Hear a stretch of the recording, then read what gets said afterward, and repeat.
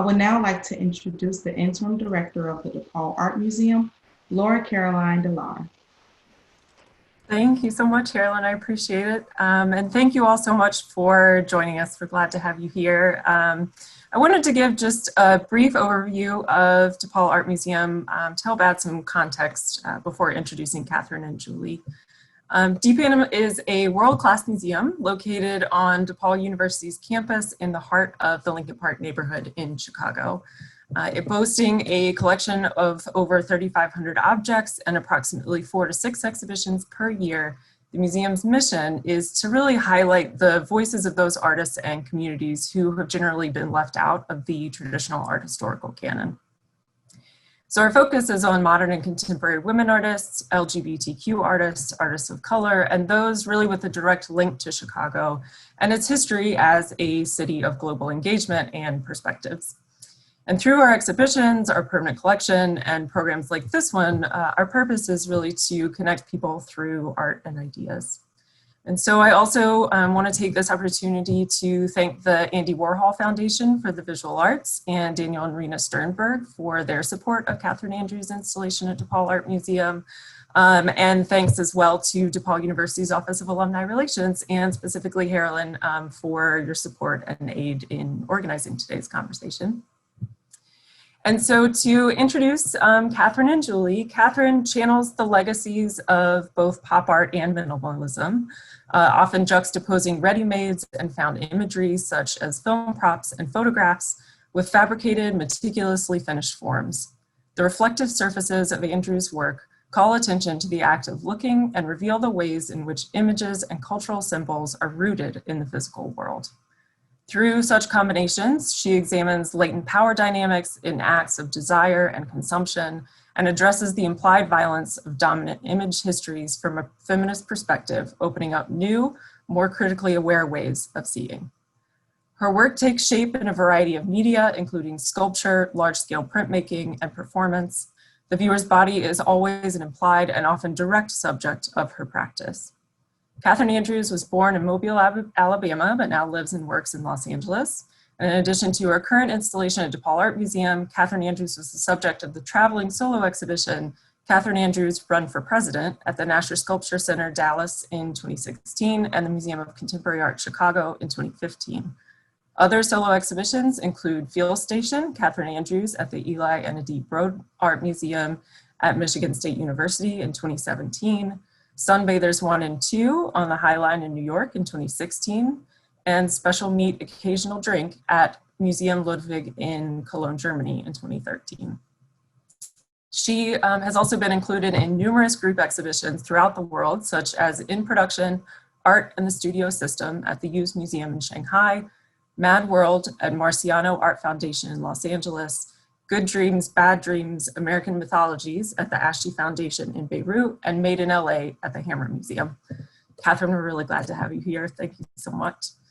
And Julie Rodrigues Widholm is a curator, writer, and arts administrator who grew up in Brazil, Mozambique, Portugal, Germany, and across the United States. Earlier this summer, she was named the director of the UC Berkeley Art Museum and Pacific Film Archive after serving a 5-year tenure as DePaul Art Museum's illustrious director and chief curator, where she sparked the museum's current multi-year Latinx initiative and led the strategic and artistic vision of our organization to promote equity and interdisciplinary exhibitions, collections, and programs. Prior to DPAM, Julie Rodrigues Widholm was curator at the Museum of Contemporary Art in Chicago and has organized over 100 solo and group exhibitions throughout the course of her career. In addition to curating Kathryn Andrews' current exhibition at DePaul, she has organized such exhibitions as Julia Fish, Bound by Spectrum, Brendan Fernandez, The Living Mask, Barbara Jones-Hogu, Resist, Relate, Unite at DPAM, and Rashid Johnson, Message to Our Folks, Doris Salcedo, and Unbound Contemporary Art After Frida Kahlo at the MCA Chicago, many of which traveled to other institutions such as the Solomon R. Guggenheim Museum, the Perez Art Museum in Miami, and the Nasher Museum at Duke University, among others. In 2019, Rodrigues Widholm was named Chicagoan of the Year in Museums by the Chicago Tribune and was named one of Chicago's Art 50 Visual Vanguard by New City in 2015, 2017, and 2019. Julie, I'm thrilled to have you back, so welcome. And at this point, I will turn it over to the both of you. Thank you.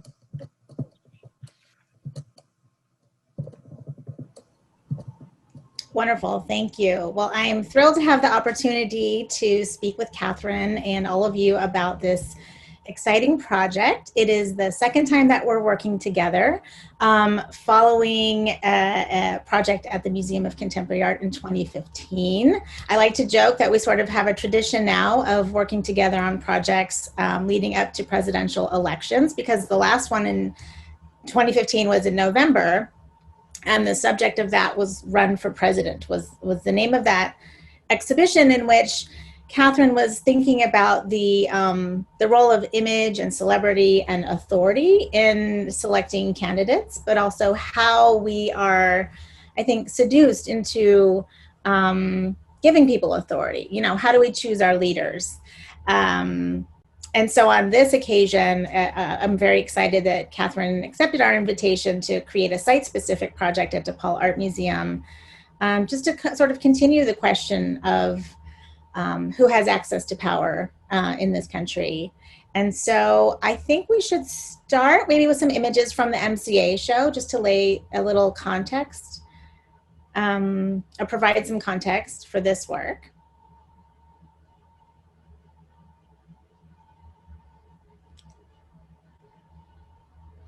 Oh, that's a good shot, yeah. So in 2015, it's interesting because actually the show at the MCA came out of the timing of another exhibition around pop art and design. And I was really interested in trying to find some work that was maybe more critical of pop art, and also hopefully finding some women who are working in sort of that aesthetic tradition. And so Kathryn and I began talking and working together, and then through a series of discussions came upon the decision to explore ideas around running for president. So at the time, Hillary Clinton was the likely Democratic candidate. We didn't know who the Republican candidate would be. And it's been really fascinating sort of to see how this exhibition took on new and different meanings, both while it was on view in Chicago, but then subsequently when it was on view in 2016 in Dallas. So Kathryn, I would love to ask you about, kind of about your thoughts on this exhibition, kind of what we had planned and sort of what actually happened, but also, you know, the work is superficially about presidential elections, but there was also a subtext about who holds power in the art world. And so I'd love to hear from you just about sort of the project, but also how the work relates to your experience as a woman in the art world then in 2015 and now in 2020. Great, Julie, thank you. Thank you everyone for being here, and thank you, Laura Caroline, for the introduction. I wanted to just back up for a second because we may have some viewers here who are not as familiar with my work as some of you. And I wanted to mention that I've been working really prolifically since about 2008 in the vein that I am now. And since that time, or at that time, like early on, around 2008, I decided because I was a woman and at a certain disadvantage in this sort of art production system that many of us are a part of, simply because women are still at a disadvantage in relation to men, culturally at large, that I would make a very specific decision to sort of rid my works of the sign of my hand. And that was in response to making works where viewers immediately labeled them as women's work. If I were to make gestures from my body, I'm a relatively petite woman, you know, I can only do so much. Further, you know, there's a sort of idea that men's work may look a particular way and women's work looks another way. And so I wanted to take that problem head on and to rid my different gestures from trappings that might immediately be identified as per se feminine. So when we made the MCA exhibition together, that show was to some degree a little bit of a survey. And I'm bringing this up because if you were to go through that exhibition, you would see there are many different kinds of work, and you might go through it and not understand that those works were made from one person or by one person. A lot of the works within, and these images don't go through and show all the works in the exhibition. They're just some selected images to really talk about this subject or topic of presidential politics. But a lot of the works were then foregrounded in front of massive backdrops, photographic backdrops that were historic photos that depicted interactions between Hollywood celebrities and different political figures, primarily presidential candidates. And so you have there, can you go back, Laura Caroline, to the first image where we had Bozo the Clown?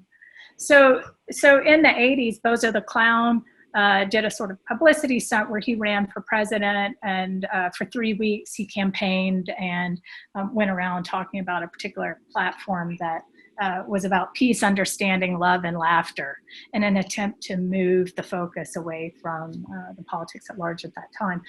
So he was depicted, and I had previously made works about Bozo the Clown, so there was a sort of synchronicity there.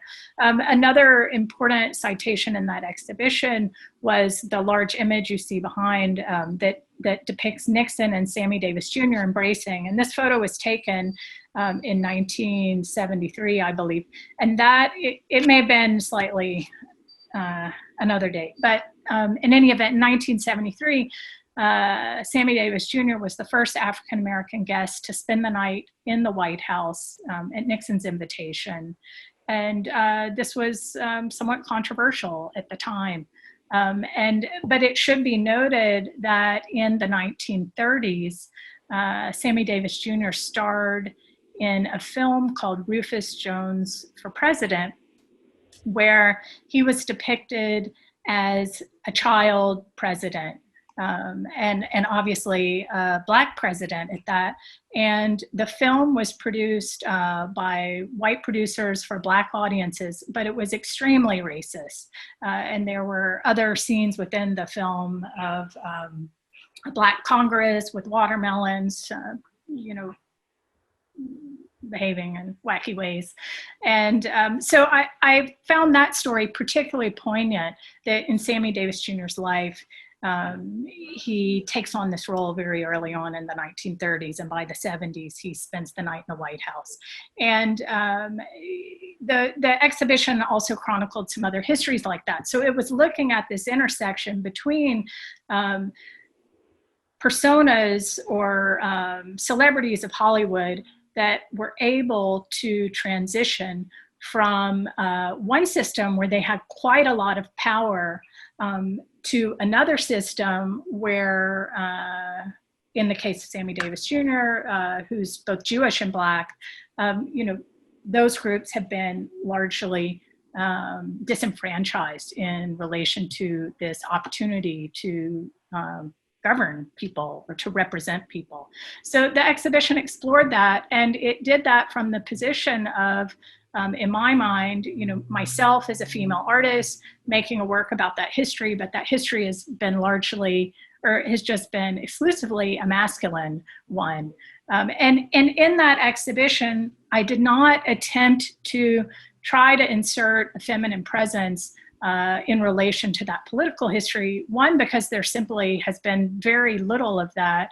And two, because the exhibition was about my artwork. It was a survey of my work. So I thought there was a kind of poignancy to make a show about running for the presidency but it's being made by a woman when women have historically been denied that opportunity. Laura Caroline, can you move forward to this sculpture that's called Lethal Weapon that has the Oval Office behind it? A lot of these works are dealing with this content in different ways. Oh, if you'll hold on really fast, just stop right there. This comes from a series of wall works I made. I casually refer to them as the president paintings. But on the front side of each of these works, they have an image taken from campaign posters, presidential campaign posters from the 1800s. And these images I located at the Library of Congress. There's a long history I could go into about them, which I won't do right now, but suffice it to say they're historic campaign images. On the side of each of these artworks, there's a compartment, and each compartment contains a costume of a different famous Hollywood character. So this one actually contains the costume of Wee Man from the Jackass TV series. And this work is called Wee Man for President. And it has a longer subtitle. Laura Caroline, can you flip? There's another one called Joker for President. So they took costumes of sort of strange, eccentric, and even violent, sometimes comedic Hollywood characters, and combined them with these presidential campaign imagery. And it was really a lot about making a play on words. This one's Joker for President, and then there's a longer subtitle. But remember, these works were shown before our current president was elected. So there was a kind of something interesting about, and sad about how close this artwork approached reality when a reality television star becomes our main leader. So Laura Caroline, if you could go on forward to that other artwork I was talking about earlier, the one with the sculpture in the center with the Oval Office. Yes, right here, this is great. So this is a sculpture I made called Lethal Weapon. Inside, there's a hole and you can look inside and let your eyes adjust. And if you do that, you will notice that there's a revolver pointing at you. And that's the actual gun that Mel Gibson used in the film Lethal Weapon, which incidentally was a real gun, and I had to have it. I purchased it. I had to become a California registered gun owner in order to purchase it. And then I forget the legal term for it, but there's a term for it. I decommissioned it. So this sculpture was placed in the center of the Oval Office, and it created this particular effect where, if Laura Caroline, you'll switch to the next image.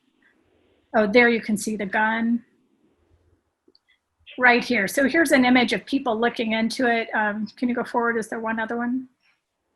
Right here. So I wanted to show this image because what happened when you experienced this work, when you walked around it, you saw your own reflection in the sculpture, and that created a kind of merging effect where you could imagine yourself actually being in the Oval Office because of the distortion of the image. And I thought that that was really interesting. So many viewers posted on Instagram images of themselves in the Oval Office. And for me, it was a very pivotal aspect of that exhibition, that viewers of any kind could come to the museum for, I believe, for free, Julie. I'm not sure, you can correct me on that. Maybe there was a free day, one day a week. Yeah. But and they could have this experience of actually seeing themselves in the actual room where the United States is governed. So the exhibition attempted, through these sort of spatial relationships and object configurations and object and image configurations, to create scenarios where like any viewer could come and imagine themselves actually having a relationship to that position of power. And that's why the show was called Run for President, to talk about any person could imagine themselves, though that in United States history has not been the reality. You know, that opportunity has been denied historically to so many. So that's sort of the background for the DePaul installation, which we'll lead into. Julie, you asked very specifically about how that relates to sort of, as well, a history of opportunity, let's say, in the art world. And I think that that's a great question. And as we go forward a little bit further, maybe we'll get into it more, because I have a lot of details and facts about it I want to share that people may not be aware of. And I want to talk about as well my own experience in relation to being an artist in the art world when these dynamics are so out of whack. Yeah. So. Okay, so let's transition then to the new work at DePaul Art Museum. So in the 150th anniversary year of women in the United States obtaining the right to vote, we saw more women candidates run for president in this election cycle than ever before. Yet the highest government office in the US continues to elude us. Kathryn's site-specific installation at DPAM delves into the long history of women running for president, most of whom are unfamiliar and largely forgotten. I know I was surprised when I saw the list and how long it was. The jarring display of the power of images over text in this work evokes the parallel dynamic of gender disparity that pervades our system of government. On the occasion of the fall 2020 US presidential election, the installation highlights the names of each woman who has run for president of the US in primaries or general elections throughout the history of our country's elections. Beginning with Victoria Woodhull in 1872, women have graced the nation's potential presidential stages in primaries and general elections long before they could even vote. These trailblazers include Shirley Chisholm, the first Black woman elected to Congress, Patsy Mink, the author of the nation's Title IX civil rights law, protecting people from discrimination based on their sex, and Gloria La Riva, the 2020 presidential nominee for the Party for Socialism and Liberation, who was also the first Latinx woman to run for president in 1992. Foregrounded in Kathryn's installation, these historic women's names are contrasted with presidential portraits, reimagined in pink, of the men who have won the modern US presidential elections, ranging from Dwight D. Eisenhower to Barack Obama. So we would like to read the names of all the women who have run for president of the United States. There's something very powerful in saying names out loud. And so Kathryn, if you'd like to begin, and let me know if you want me to take over. Okay, great. And this list of names is the actual title of the artwork. And Julie and I may talk about that in a little bit. So I'll start. It takes about 3 minutes. So I know we all have limited attention spans as we've become addicted to social media, but bear with us and try to have a phenomenological experience, I'll say. Okay, Victoria Woodhull, Belva Ann Lockwood, Abigail Scott Dunaway, Laura Clay, Cora Wilson Stewart, Gracie Allen, Anna Milburn, Ellen Linnea Jensen, Mary Kennery, Agnes Waters, Margaret Chase Smith, Faye T. Carpenter Swain, Charlene Mitchell, Shirley Chisholm, Linda Jennis, Evelyn Reed, Bella Savitsky Abzug, Patsy Takamoto Mink, Margaret Wright, Barbara Jordan. Julie, you want to read it? Sure.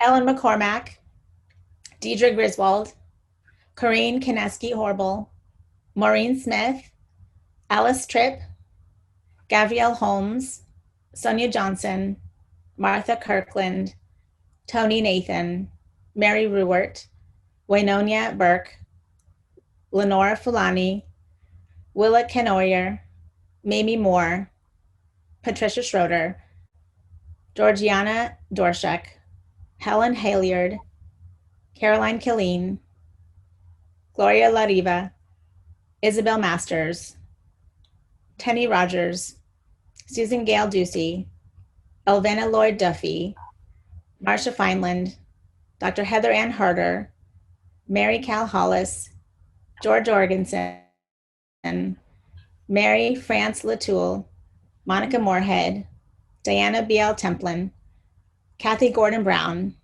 Angel Joy Chavis Rocker, Elizabeth Dole. Kathryn, go ahead. Dorianne Yeager, Catherine Bateman, Joanne Beer Beeman, Sheila Bilyeu, Carol Mosley Braun, Jean Chabib, Mildred T. Glover, Millie Howard, Carol A. Miller, Lorna Saltzman, Florence Walker, Elaine Brown, Hillary Clinton, Nan Garrett, Cynthia McKinney, Christine Smith, Kat Swift, Roseanne Barr, Peta Lindsay, Jill Stein, Michelle Bachman, Khadijah Jacob Fambro, Carly Fiorina, Allison Kennedy, Lynn S. Kahn, Sherry DeVille, Soraya Foss, Tulsi Gabbard, Kirsten Gillibrand, Kamala Harris, Amy Klobuchar,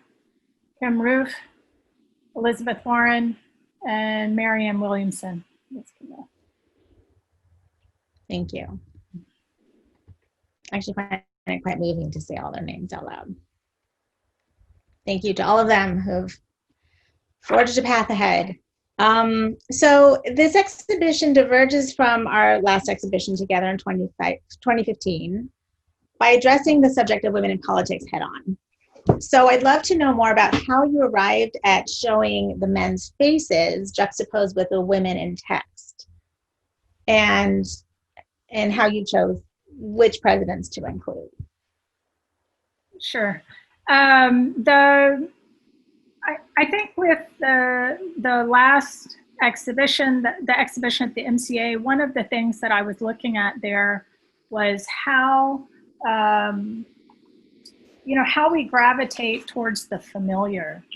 And in particular in that exhibition, that would be how these sort of beloved Hollywood celebrities or characters are sort of so close to us that we're able to open up whatever prejudices or biases we may have as we follow these beloved figures into different spheres. And I was thinking about, it's really a question about how perception and representation functions. It's like how are we habituated to constantly go to what we already know? And in this artwork, I was still thinking about the same question, and it was quite interesting. I knew I wanted to, by contrast to the MCA show, do something very specific that acknowledged the history of women in relation to presidential elections. But as I began to research that further, what form that would take was challenging, because many of the women, there are not great images. The images haven't been preserved. Some of them were happening at a very sort of early time in relation to photography even. And so one of the only options left to sort of create a cohesive work where the women could be represented equally was to turn to text. Simultaneously, I wanted to talk about the relationship of women to this position of power. And to do so, landed upon, or it became obvious to me that it was necessary to talk about it in relation to the men who had held those positions. And ironically, as we began making the work, or as I began making the work with a few designers that I work with, we began seeing that, all these faces, the men's faces are so known, they don't need text. And of course they were presidents, so their image was repeatedly pushed everywhere. And actually that's another interesting detail about this work. We started, we used images of more modern presidents, and that's because the images of those presidents have been very dominant in the culture. The further you go back into the early 20th century, 19th century, so on and so forth, the men's faces are not as recognizable because now we and time don't have the same relationship perhaps that others did, but two, because the way the images proliferated in the culture was different. So we decided to work with more contemporary presidents. We did not choose to represent Trump because we didn't want this artwork to be very specifically politicized in relation to the current election. You know, we didn't want to, like, let's say, give an advantage over a current candidate over someone else. So, so it's a group of presidents linearly prior to Trump and after this sort of period where images were not as proliferating as much. And so then this idea of overlaying the women's names on the faces emerged, and I just thought it played very well. You know, it's, of course, the men's faces are to some degree dominating the artwork, but the text of the women's names are obfuscating the faces and sort of repressing that in a way. And this is all vinyl. Can you talk about the material? Yeah, it's a vinyl sticker, and there's nothing incredibly special about the material. It's just a standard sort of commercial sticker that one might see in any window. How did you decide on the title? So the title is this very long list of names, but I know you sort of went back and forth on the title. At one point, I was thinking I had a working title of 18 million cracks, which is a phrase that Hillary Clinton used to refer to a number of voters that showed up for her. And she was talking about breaking the glass ceiling and what it meant for her as a woman to attempt to break the glass ceiling and to not make it, but to put that many more cracks in the ceiling itself. But I thought about it, and I didn't want the work to be, I mean, it is already quite a didactic work, but I didn't want it to be even more didactic with the title. So then I came to the idea of just simply putting the women's names, and I thought there was a certain poignancy to that. You know, it's just giving these the presence of these women a space to exist, rather than telling people how to understand it or how to read it. So it leaves a little bit of space for the viewer to come to the work and to see the names and to see the faces and to sort of toy with that relationship. So I'm interested in hearing from you more about how sort of context affects the meaning of work, and how, you know, we mentioned that the MCA show, Run for President, took on such various unpredictable meanings and resonances in the culture through its exhibition period. And so I'm wondering, since you and I have been talking about this project at DePaul Art Museum, I think since late 2019, I'm curious how you see this work changing in light of so many, you know, sort of just seismic shifts in social movements and recent events. I was just thinking about it. I mean, on the one hand, this work still, though it does have women represented in text, it still doesn't have women represented in imagery. And so in a way, it isn't, in a way it's similar to the MCA exhibition. And I think that's more a function of we're still so unused to seeing women's faces in that particular political sphere. You know, we're coming off of last night with the debate with Kamala Harris, and immediately following that, I watched a lot of news broadcasts where many of the commentators were talking about how she had to control her image so as not to appear reactive or angry, and when she did have an angry moment, how the viewer ratings went down. So this whole question of like women and how they behave and their projected image, I think is such a challenge that we're still facing. But your specific question, can you repeat, Julie, the last little? Yeah, just wondering if given recent, you know, racial justice movements, and even just COVID, and, you know, and being so close to this current election, I'm just wondering if what's come up for you in your thinking, what's changed, how have recent events informed your thinking about your work generally beyond this piece? Yes, no, thank you. I wanted to say, you know, I think that in the last 5 years between that exhibition and this artwork, that there has been a major shift culturally both in the art world and Hollywood with the Me Too movement, with all the protests after George Floyd.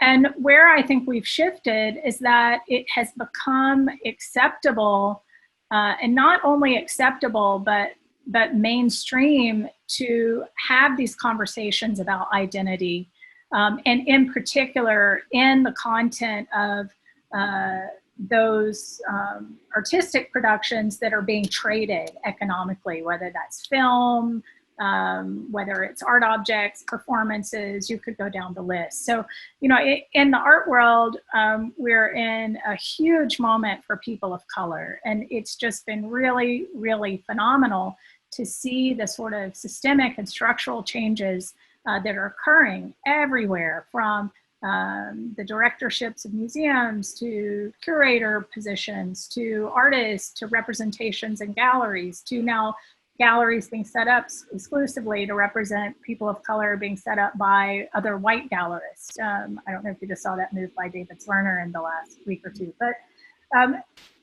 that said, I think that we're still facing a huge challenge in terms of women getting representation in all of those spheres. And I wanted to refer to a study that was done recently in the last couple of years that was a collaboration between Art News and art agency partners, where they cited some of the numbers in terms of the presence of women in the art world. And I operate as if thinking, oh, I'm in an equal world. There's plenty of opportunities to go around. You know, I get to enjoy making artwork and people consume my works. And so I'm not sitting around thinking about this all the time. But when you look at the numbers, it is deeply, deeply shocking. The study looked specifically at art auctions, and it noted that in between 2008 and 2019, around, well, I'll just reduce it a bit, but 196 billion was spent on art. 4 billion of that, or 2%, was women's work. Within that 2%, 1.6, or within that 4 billion, 1.6 billion was spent exclusively on 5 artists: Yayoi Kusama, Joan Mitchell, Louise Bourgeois, Georgia O'Keeffe, Agnes Martin. So if you subtract those 5 artists, you know, you've got a little more than 1% of monies spent in that market being spent on all the women producing art. So I just find that extremely shocking. And it has repercussions for women down the line, because auctions are one of the places where the value of artists' artworks get established. You know, there are many other studies that have been done looking at how sort of another general figure is like many galleries have twice as many men as women. That sort of shifted in the last few years. We have had a lot of women become represented, but even with that movement, it's still 2 to 1. So, you know, I just, to go back to your first question about, you know, how does this also relate to the art world? I think this question of equality and opportunities for women is a huge systemic problem that pervades all of these industries that we're dealing with. And it's just a facet of daily life. And though I am absolutely thrilled for some of the progress that we seem to be making in the last few years, you know, the problem is real.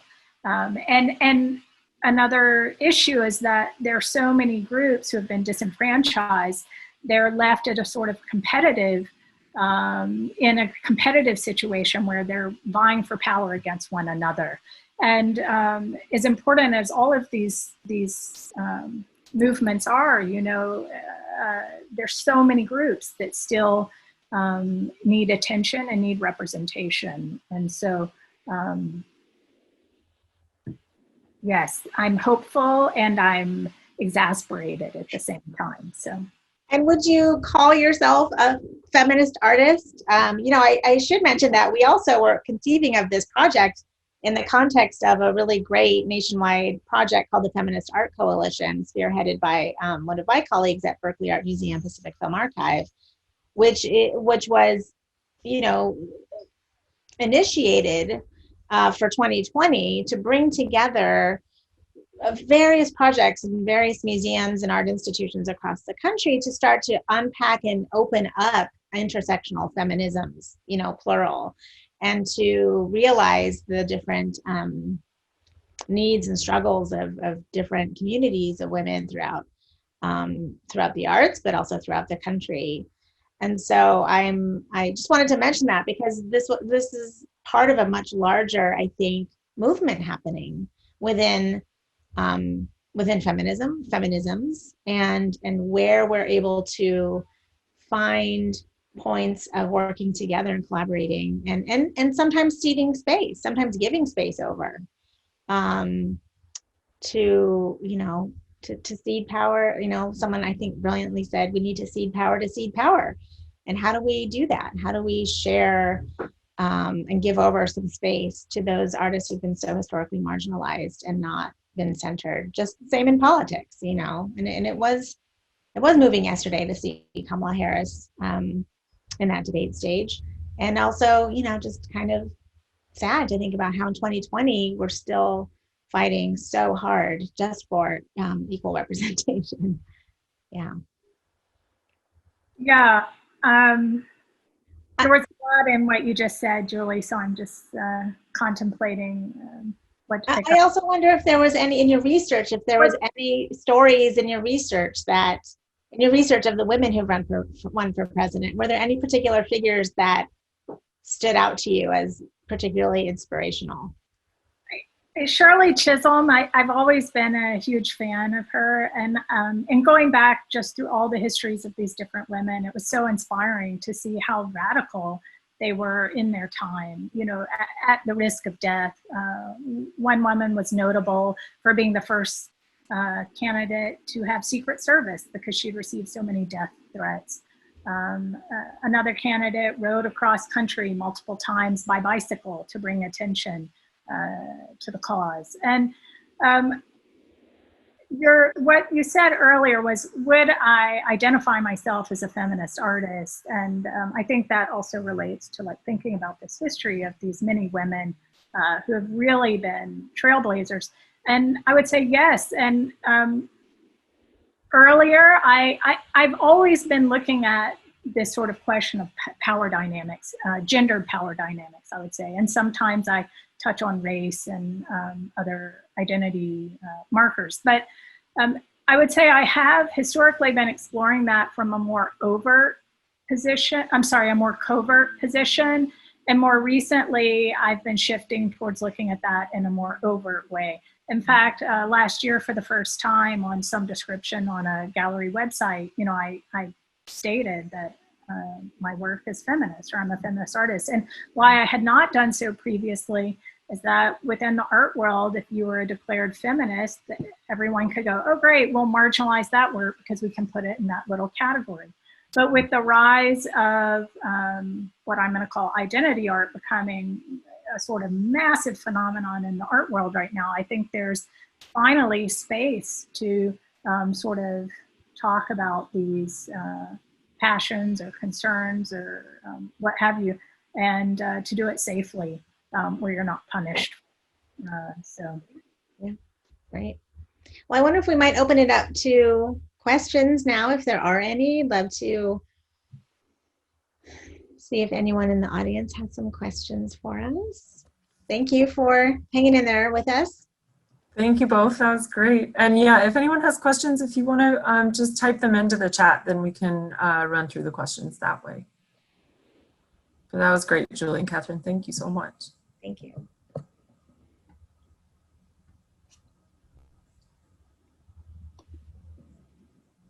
Oh, maybe we should mention how long the work will be on view.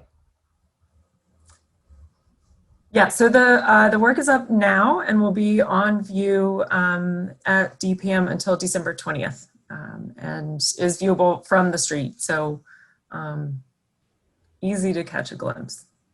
I think one thing about the work that's interesting, and we saw that with the MCA exhibition also, is that it's up before the election, it will be up after the election. So its meaning is to some degree shifting as we see early on. You have a lot of different female candidates in this current race. Now they've been whittled down just to 2 men as usual. But with the presence of Kamala, this idea of female in that role is tangible again. I think it's going to be very interesting to see what happens over the next few weeks. And if if Biden and Kamala are not elected, the work will be as relevant for men as ever. And if they are, it's still relevant because it's still a woman in the vice presidential role. So, I think it will play out and be affected depending on those alternate scenarios.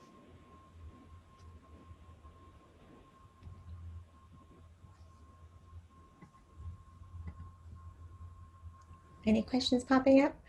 If not, Kathryn, I can ask you kind of what you're working on. Like, are you able to conceive and make new work at this time, or is the world just kind of so chaotic that it's hard to do that right now? 2020 has been a challenging year.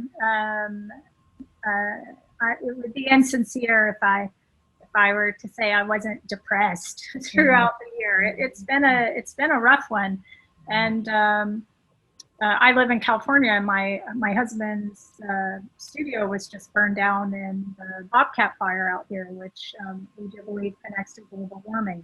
So there are many issues we're all facing this year, and I'm hoping we're going to turn a corner. But that said, I am making a new body of work that I'm very excited about. And it's a more lighthearted, comedic body of work that is looking at what can I describe it? Sort of tropes of masculinity and femininity as they relate to historic instances of power. So more will be revealed in time.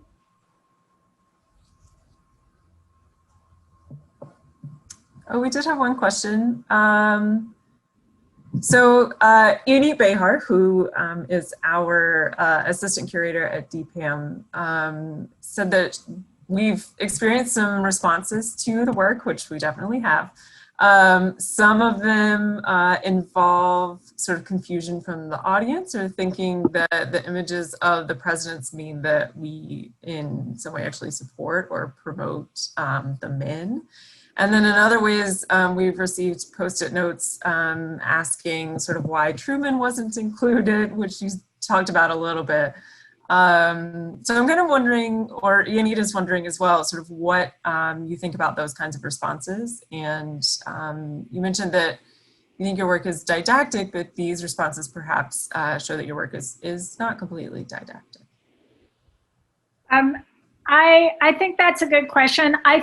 I'm happy to hear that, actually, because ideally the work would leave people with questions. And I think it does raise the question, like, why is an artwork about women, so predominantly featuring men? And I think that, I don't think that makes the artwork problematic, but I think what it's speaking about is problematic. And so hopefully people would be pushed to think about that.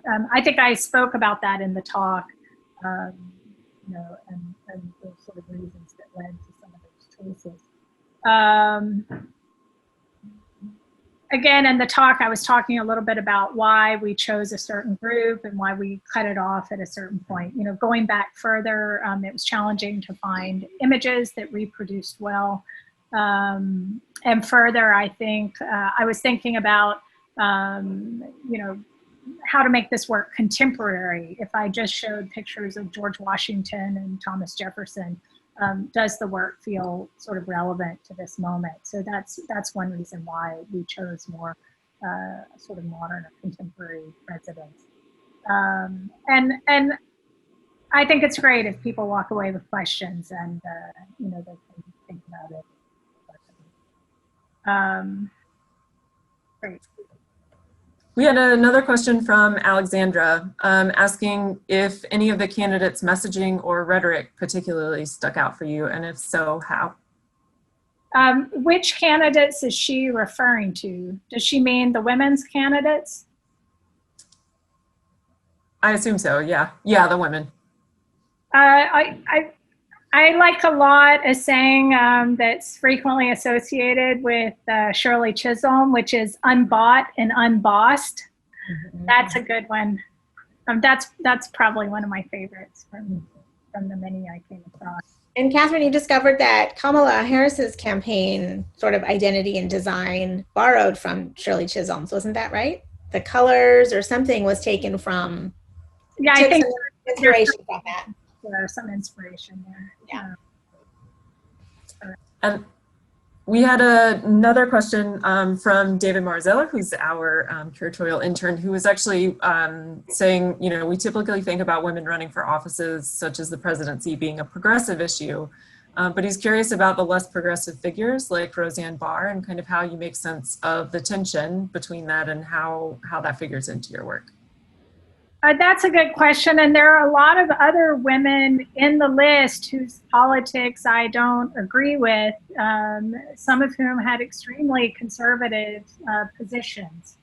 But I think to be true to the history of what occurred, you know, it was important to take those political allegiances and brush them aside and just to represent the history, you know, without a sort of personal relationship to it. And the same is true for the presidents. You know, it's really a group of presidents from one period of time to another, like unedited or unfiltered. So we tried to have the same approach both for the women and the men.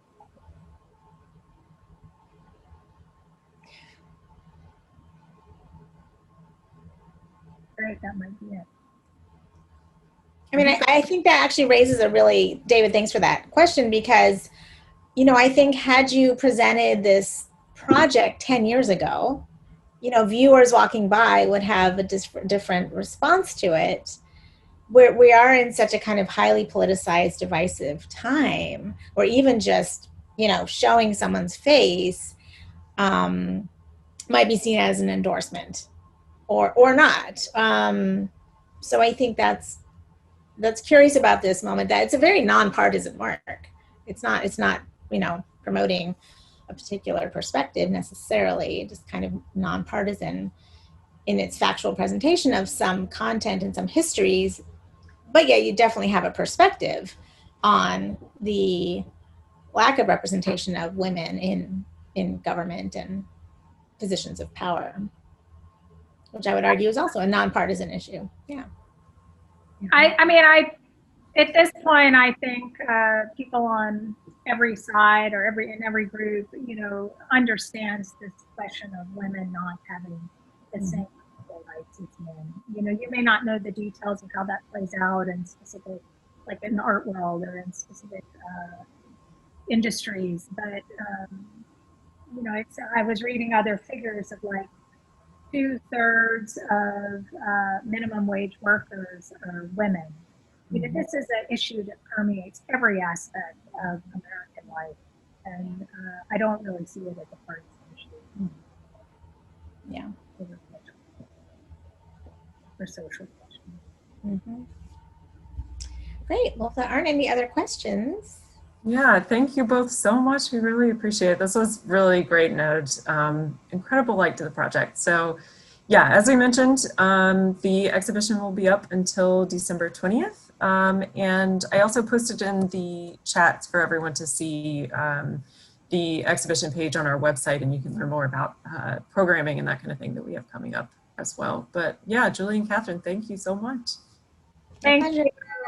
Thank you.